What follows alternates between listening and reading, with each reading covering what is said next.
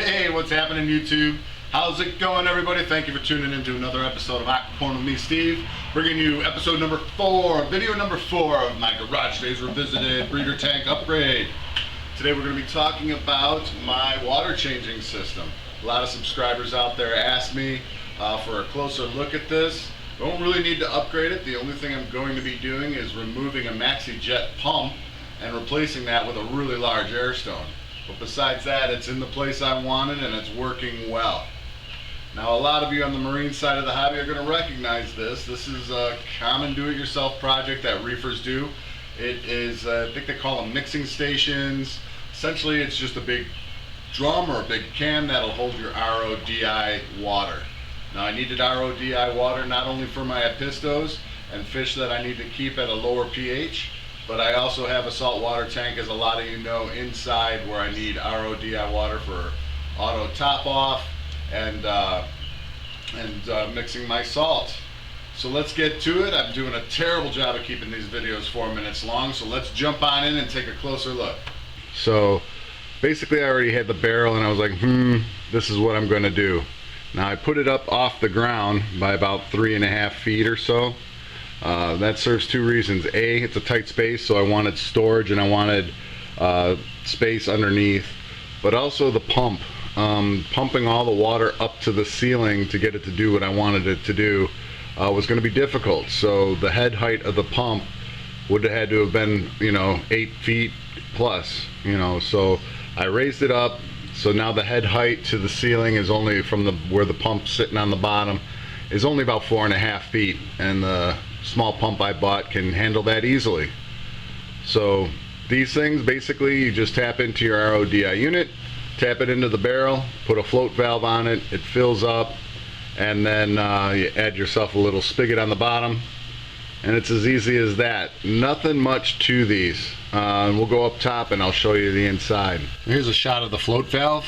Essentially I tapped into my RODI unit underneath my sink, ran it along the back of the cabinets and out here into the garage, into this float valve.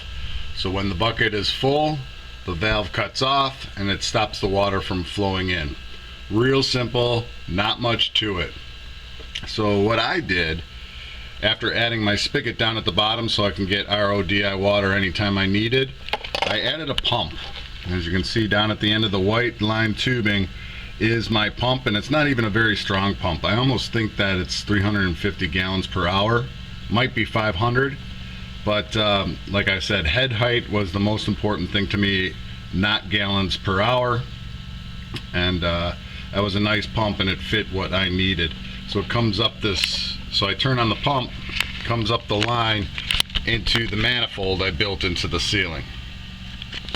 Also in the bucket here I have my MaxiJet that I was using to keep the water moving, as well as my heater right next to it, and that's all there is to these things. And then I pumped it up, and the guts of it are behind the manifold that I built. So in the manifold you can see I have some irrigation needles. These are just plastic versions of these nickel lever needles. Really cheap. Can get them online for like 20-30 cents each. They come, you get the tapper, you tap it right into your PVC like you would with this manifold. Boom, boom, and you're done. Then I just ran a line to each tank. Here's one line to the top row of tanks. I put a valve needle on these so I can control the flow of water. A little bit of water left in that one, got me all wet here. Anywho, tapping these in was super easy. They sell the drill bit and the tap threader, and you tap them in, screw them in, hook up your plastic water line, and voila, you are done. So when I turn this on, it'll fill every tank at one time. Saves me a lot of effort and energy, and this didn't need to be upgraded. I put it in exactly the right place and constructed it exactly how I wanted it. The only thing I would have done differently now is, after doing the airline, I probably would have done a closed loop on the water changer as well. Right now it dead ends, so I do get uneven fills. So the only upgrade I'll be making is I'll be adding this air stone to the bucket and removing the maxi jet. And that's all there is to this. I hope I explained some of the questions away for some of the guys who wanted to see a closer look at this. If not, just let me know. I'll try to be a little more thorough. Comment, rate, subscribe. We'll catch you all next time.